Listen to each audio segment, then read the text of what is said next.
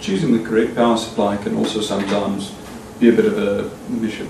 A lot of people go for a really large thing, and I've done the same myself. This is a 1.2 kilowatt power supply that I use, and it works, but it was expensive and unnecessary.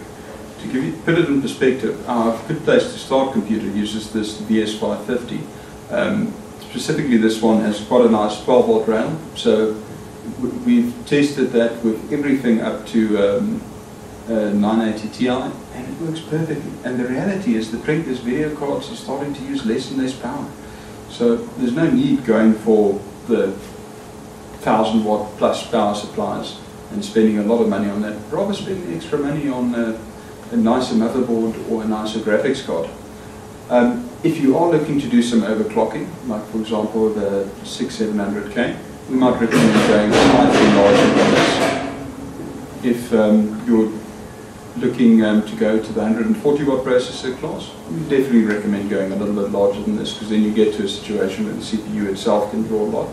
But going over something like 850 watts, really there's not much value to it unless you're really building an extreme setup.